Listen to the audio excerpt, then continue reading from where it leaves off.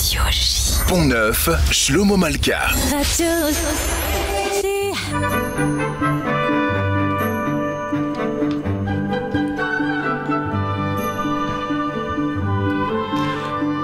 Pont-Neuf, l'émission hebdomadaire consacrée à l'actualité du livre sur Radio J. Invité de Pont-Neuf aujourd'hui, Abnous Chalmani pour son livre « Laïcité, j'écris ton nom » paru aux éditions de l'Observatoire. Abnous Chalmani, bonjour. Bonjour. Ravi de vous recevoir. À mes côtés, un invité surprise que vous connaissez, mais que vous découvrirez tout à l'heure. Il va nous lire quelques extraits, notamment de votre livre. Vous dites, Abnous Chalmani, que sans ce mot de laïcité, vos parents n'auraient jamais fait le choix de la France. Ça voulait dire quelque chose en Iran, le mot de laïcité? Ah oui, totalement. C'est qu'il y a deux raisons pour dire la vérité. D'abord, la phrase de mon père qui est restée légendaire dans la famille, c'est « tant qu'à être dans la merde, autant l'être au pays de Victor Hugo ». Et ensuite, on y va parce qu'on va dans un pays laïque où personne ne viendra nous emmerder avec Dieu et ses pratiques et où on pourra fréquenter qui on veut, comme on veut, à toutes les sauces. Et c'est vrai d'autant plus que l'Iran a une tradition, la Perse avait une tradition laïque qui date du XVIe siècle. C'était Shah Abbas le Grand, le 5e souverain safavide, qui était celui qui a fait, en gros, tout ce qu'on connaît comme miniature quand on a des expos, c'est sous son règne. Et Shah Abbas, parce que les safavides, c'était des Turcs sunnites qui s'étaient convertis au schisme, et comme tous les nouveaux convertis, voulaient en faire plus. Donc c'est les safavides qui ont fait du schisme la religion d'État, et lui était très pieux, et puis à un moment, il se rend compte, grand géopoliticien, grand homme politique, grand Shah, il se rend compte que quand même, comme il y a un clergé dans le schisme, il commence à lui courir un peu autour un peu trop. Et là, il fait la première séparation des pouvoirs. Il dit, le clergé chiite s'occupe des âmes, du spirituel. Moi, je m'occupe de politique, je m'occupe des affaires étrangères. Et c'est sa tenue. Et quand en 1905, on vote la loi sur la laïcité en France, il y a une révolution constitutionnelle en Iran dans laquelle est marquée la séparation des pouvoirs. Donc, quelque part, de venir en France pour la laïcité, c'est faire un retour à domicile perse après les mollahs qui ont transformé ce pays en république islamique. Et vous avez une jolie formule, vous dites la laïcité, ce mot qu'on doit dorénavant défendre, alors que c'est lui qui nous défendait. Ah oui, bah c'est exactement ça. Moi, j'aime beaucoup le mot de Jaurès que Robert Badinter avait repris et que je réutilise. C'est la laïcité, c'est la fin du réprouvé. C'est que soudain, nous sommes tous réduits à être des citoyens. C'est que, qu'importe notre origine sociale, qu'importe notre religion, notre ethnie, notre sexe, nous sommes tous égaux devant la République. Et c'est ça, la laïcité, c'est la promesse républicaine qui a tenu. C'est, on ne vient pas vous emmerder, vous ne venez pas nous emmerder dans l'espace public, et chacun est heureux. Et c'est ça qui a été détruit. Et vous avez un certain nombre de références, notamment, c'est une référence qui revient, c'est un hommage au peintre Soutine, oui, qui lui aussi a choisi la France pour être libre et pour être peintre. Exactement, parce moi j'ai une passion pour toute cette bande du début du XXe siècle, cette bande de métèques qui débarquaient de partout pour se réunir à Paris, qui à l'époque, il faut voir, c'était Hollywood, c'était la capitale monde, c'est-à-dire qu'on était aimanté vers Paris. On venait pas à Paris pour avoir moins faim, on venait à Paris pour être libre. Et ça fonctionnait pour un Suisse comme Blaise Cendrars, c'est qu'on oublie à quel point la Suisse protestante était étouffante, comme ça valait pour Soutine, qui était né dans une famille très religieuse, et quand il était petit, déjà doué, moi c'est mon préféré, c'est mon chouchou, avait dessiné la figure familière du rabbin, et le boucher l'avait enfermé dans sa chambre froide. Donc quand il vient, il sait pas se tenir, il fait tout pour pas se tenir, il essaie toujours de donner cette image négative de lui-même. Il vient à Paris, Modigliani, l'italien, devient son meilleur ami, et il est là pour être libre, pour pouvoir peindre ce qu'il veut. D'ailleurs, c'est ce qu'il va faire en provoquant quelques catastrophes quand il fait venir les carcasses de viande, et tout l'immeuble est obligé d'appeler parce que ça pue. Et c'est des flics qui lui disent non mais il faut faire des piqûres d'ammoniac, ça tient plus longtemps. J'adore ce Alors, type. j'avais dans une saison antérieure un questionnaire dans cette émission, êtes-vous ceci ou êtes-vous cela? Et il y avait entre autres, êtes-vous Soutine ou êtes-vous Modigliani? Ah ouais. Vous, il n'y a aucun, il y a aucune Moi, j'ai hésitation. le cœur qui C'est tire Soutine. comme Soutine. J'adore cette expression qu'il a eue. Et je trouve que c'est un solitaire. C'est quelqu'un qui me parle parce que je trouve que c'est vraiment le métèque. Le métèque désespérant, parce qu'au moment où il y arrive enfin, où il est enfin connu, c'est là où il peut plus rien avaler, lui qui n'avait rien pour bouffer, parce qu'il a cette maladie des intestins qui fait qu'il peut même plus profiter de la bouffe quand il y arrive enfin. C'est tragique, mais que voulez-vous, j'ai un fond tragique qui ressurgit avec Soutine. Il y a un hommage, naturellement, à Salman Rushdie, dont vous dites que son plus bel apport, c'est d'avoir cherché à réintroduire de l'interprétation dans les textes. Oui, il a cherché ce qu'il a fait avec les versets sataniques, finalement, c'est de talmudiser le monde arabo-musulman. Et c'est ça qui a été perdu dans ce monde-là. Et ce que ça ne cesse de me torturer depuis que j'ai, il y a très longtemps, lu l'orientalisme d'Edouard Saïd, et un jour je prendrai le temps de lui répondre mot à mot, c'est que dans l'introduction, il dit que le grand drame culturel de l'espace arabo-musulman, c'est la fin de l'ijtihad. L'ijtihad, c'est la fin de l'interprétation personnelle, c'est-à-dire, je crois que c'est unique dans l'histoire, où tous les grands penseurs... de l'interprétation. On se réunit, je veux dire, là, le monde arabo-musulman crée les égouts, crée les bibliothèques municipales, on est au top là de la pyramide alimentaire, et d'un coup entre le 11e et le 13e siècle ils se réunissent pour dire oulala, t'es peut-être allé un peu loin là, faudrait peut-être s'arrêter, et tout d'un coup ça s'arrête, c'est-à-dire collectivement on prend la décision de se figer culturellement, de se figer politiquement, et c'est cet événement majeur que Edouard Saïd note dans son introduction de l'orientalisme et sur lequel il ne revient pas, qui fait que Edouard Saïd peut écrire l'orientalisme. Puisque quand on arrête de se penser, eh bien, c'est les autres qui vous pensent à votre place. Donc, sans la fin de l'Ijtihad, jamais Edouard Saïd n'aurait écrit l'orientalisme. Il n'y aurait même jamais eu la colonisation, puisque pendant ce temps-là, la Renaissance, le monde occidental progresse, et progresse aussi. C'est le progrès technique et aussi lié aux armes. Et vous savez, c'est cette image dans les aventuriers de l'Arche perdue d'Indiana Jones, quand Indiana Jones arrive dans un pays de toute évidence arabo-musulman, et où sur le marché arrive un homme avec un sabre, et il commence à jouer du sabre, et il est très impressionnant et tout, et là il n'a pas le temps, il faut qu'il aille sauver la demoiselle Indiana Jones, donc il sort son flingue, il tire.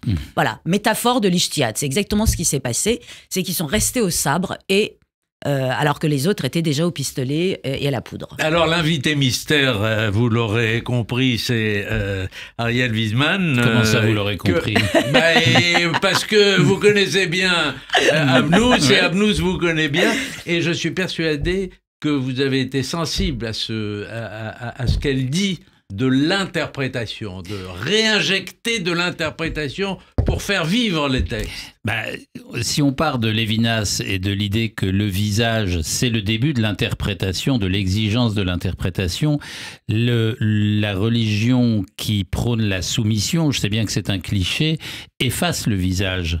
La prosternation, le qadr, c'est-à-dire la soumission, l'écrasement par la transcendance, ça exclut une certaine forme de libre arbitre. Et donc ce libre arbitre, c'est la condition de l'interprétation.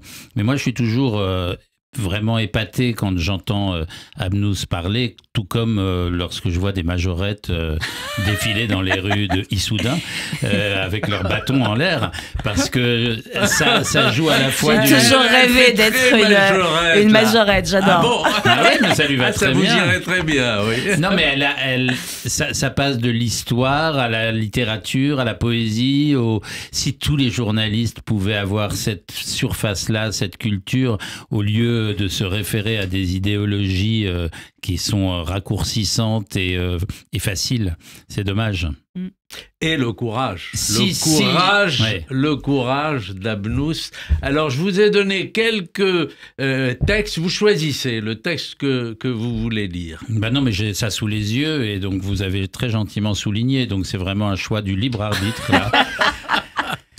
L'islamisme est un antisémitisme, un antiféminisme, une homophobie, un anti-républicanisme, un anti-humanisme, une fabrique de malheur, un incubateur de ressentiments imaginaires, la promesse de ténèbres pour tous. C'est vrai que l'invention d'ennemis imaginaires, c'est quelque chose d'assez extraordinaire et qu'on peut même relier, je pense, à la position de l'homme, c'est vrai d'un point de vue anthropologique, la position de l'homme lorsqu'il est dans la nature. Pourquoi on a commencé les sacrifices? Parce qu'on a peur des bêtes sauvages et qu'on est en troupeau et donc on préfère lâcher un des nôtres à une bête sauvage et donc, ce réflexe-là a induit que les premières religions ont été sacrificielles. Et de la même manière, le fait d'avoir tout le temps un ennemi imaginaire, c'est quelque chose qui se fait sentir confortable d'une certaine manière. Et donc, aujourd'hui, plus que jamais, où il y a un grand vide dans la vie des gens, l'invention d'un ennemi imaginaire est essentielle. Il leur faut... Et la problématique, c'est qu'aujourd'hui, leur situation n'est pas imputable au communisme, au capitalisme, à ceci ou à cela, ou à un grand Satan, ou à un dictateur. En démocratie, chacun est libre et sa première liberté, il l'exerce à s'inventer des ennemis imaginaires. Alors, le seul problème, c'est que l'ennemi imaginaire, depuis la nuit des temps, là, ça commence à faire beaucoup, c'est toujours le juif, et qu'il est réactivé à la sauce extrême droite, à la sauce extrême gauche, à la sauce colon, et c'est ça qui est fascinant, c'est qu'on a l'impression, mais que de toute façon, que le protocole des sages de Sion, qui est un faux, et on le sait quand même depuis très très longtemps, qu'on continue à être vendu comme un livre et qu'on le retrouve en devanture de librairie dans quasiment tout l'espace arabo-musulman, c'est extraordinaire. Donc on a vu ce livre en vitrine, on ne s'est pas dit non mais peut-être qu'un nouvel antisémitisme va se répandre à partir de là. Je pense qu'on a été extrêmement aveugle. Et ce qui est extraordinaire avec l'antisémitisme et la figure du juif ennemi, c'est à quel point il est constant et que même quand il n'est pas là, c'est-à-dire quand il ne s'exprime pas dans l'espace public, c'est comme s'il reprenait des forces avant de revenir sauter à la gorge de tout le monde. Et il est là. Ouais, mais il y a un côté, dans la recherche d'ennemis imaginaires, il y a un côté aime le maudit, quoi. On a l'impression que l'homme contemporain court poursuivi par personne. Et c'est terrible. Et c'est Kafka aussi.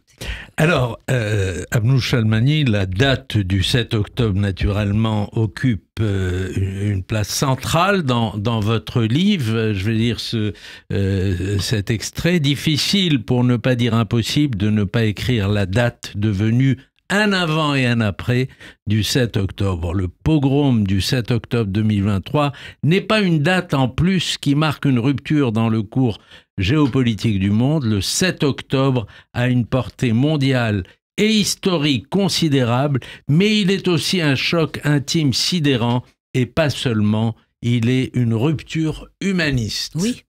Ah, je pense vraiment, je crois que la chose, outre évidemment que c'est une date, c'est quand même le premier pogrom après la Shoah, et qui plus est, pas n'importe où, sur la terre d'Israël, qui était censée être le grand refuge. Donc ça, c'est évident, qui rentre dans l'histoire. Mais moi, la chose qui m'a, tout de suite après, qui m'a dévastée, c'est la panne des neurones miroirs, qui sont à la base de l'empathie. C'est que, et c'est ça, c'est ce monstre antisémite qui est ressorti, j'allais dire, en 4h30. C'est allé très très vite. Je veux dire, 7 octobre, le 8 octobre, dans des rues d'Allemagne, il y avait des groupes islamistes qui distribuaient des bonbons et qui dansaient sur des cadavres. Moi, ça, c'est cette image, je ne peux pas imaginer. Vous avez au Yémen, à Sanaa, 377 000 morts au Yémen, parce que l'Arabie Saoudite et l'Iran se tapent dessus sur ce territoire-là. Jamais j'ai vu une manifestation telle pour protester contre cette guerre à Sanaa, au Yémen. Mais par contre, là, les rues étaient pleines de monde. Si ça, c'est pas une panne des neurones miroirs, si c'est pas une panne de l'humanisme, c'était... Enfin, moi, c'est vraiment une chose qui moi, j'ai mis vraiment bien 24 heures, 48 heures à m'en remettre. C'est que maintenant, on doit aussi lutter contre un refus de l'humanisme. Et un refus de l'humanisme, c'est cette absence flagrante d'empathie. C'est que je ne peux pas pleurer tes morts avec toi parce que tu es juif. C'est incroyable. Et après, je l'ai vu. On l'a tous vu. Et je veux dire, s'ils entendent le contraire, c'est l'augmentation des actes antisémites tout de suite, comme si cet acte d'une barbarie incroyable donnait l'autorisation à tous les antisémitismes de s'exprimer, comme je le disais, maintenant qu'on a tué, tu peux y aller aussi. Et on l'a vu partout. Donc l'isolement et le sentiment d'abandon des communautés juives partout en Occident est quelque chose qui aurait dû, dès le début, nous interroger d'une manière, j'allais dire, beaucoup plus forte, quoi. Ce prix, d'ailleurs, ce texte, pardon, tout comme la cérémonie du prix de la laïcité 2023, puisque cet essai est inspiré de votre discours écrit pour cette cérémonie. Ce texte est dédié, dites-vous, aux 1160 victimes des pogroms du 7 octobre 2023 en Israël et aux 240 otages, bébés, enfants, femmes, hommes, vieillards, détenus par de sanguinaires terroristes islamiste. Bah oui. Je l'ai écrit après. Hein. J'ai commencé à écrire ce discours. La cérémonie était le 8 novembre.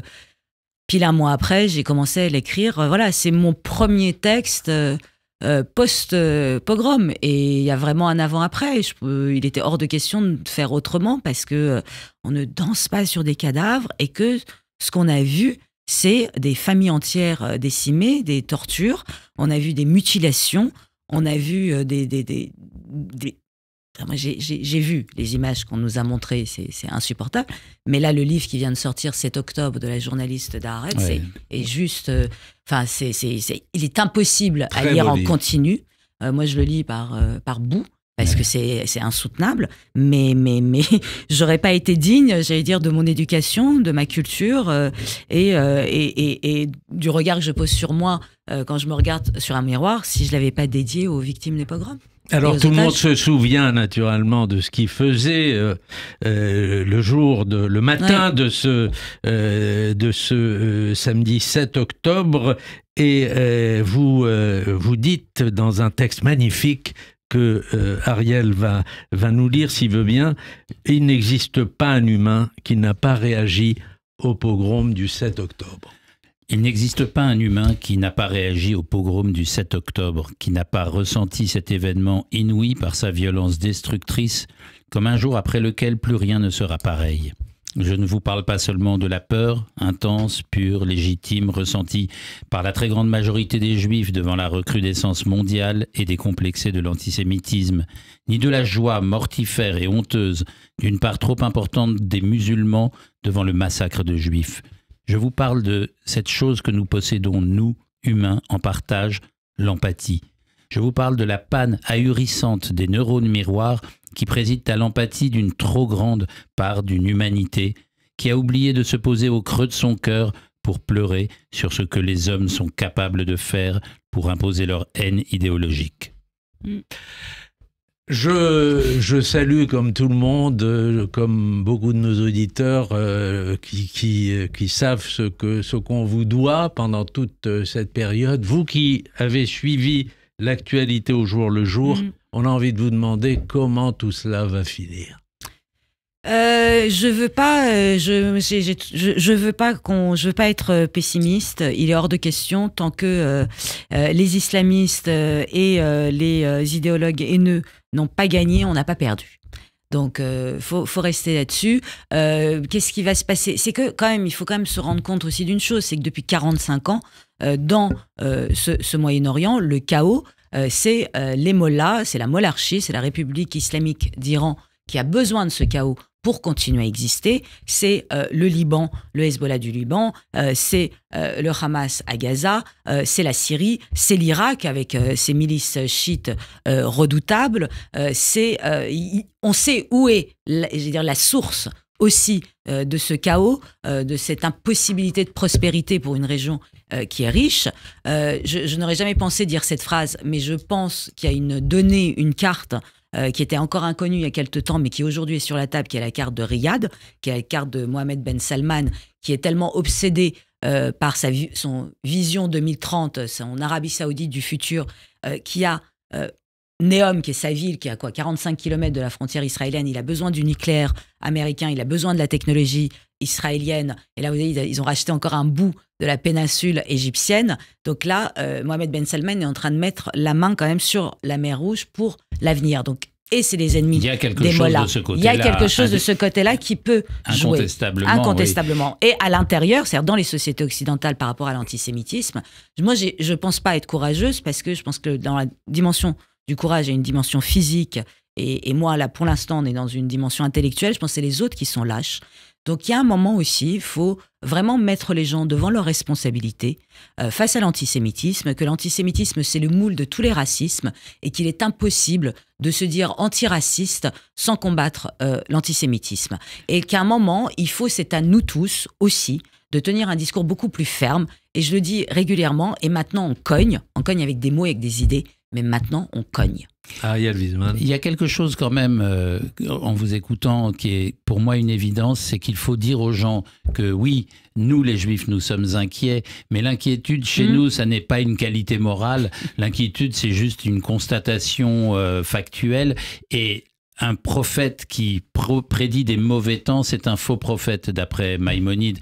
Un prophète qui prédit une issue heureuse, c'est un vrai prophète parce qu'il compte avec l'idée que les choses peuvent changer d'une seconde à l'autre. Et aujourd'hui, ce qu'on voit, plus que notre désarroi à nous, c'est le suicide de l'Occident. Et par Occident, j'entends l'Occident que nous connaissons, plus l'islam qui en est devenu la pointe, à Columbia University, à UCLA, à Victor Duruy ce matin et à Sciences Po. Il y a une formule d'un journaliste israélien qui disait la situation qui est faite aux Juifs depuis 2000 ans est proprement insupportable. Un dernier mot, parce qu'on arrive au terme de l'émission. L'embrasement a failli se produire avec l'Iran. On est passé pas loin. Est-ce que ça peut se produire à nouveau ? J'espère que l'Occident cessera d'avoir honte d'elle-même et qu'elle verra que la solution, c'est d'aller couper la tête des mollahs. Et donc j'espère qu'il y aura une riposte qui sera une riposte ferme et définitive pour libérer les Iraniens qui ne veulent plus de ce régime-là et libérer toute cette région et permettre un avenir de paix et de prospérité. Merci Abnou Chalmani, merci Ariel Wiesman. C'était Pont Neuf, l'émission hebdomadaire consacrée à l'actualité du livre. Et nous parlions ce matin de laïcité, j'écris ton nom aux éditions de l'Observatoire. Bon dimanche à tous.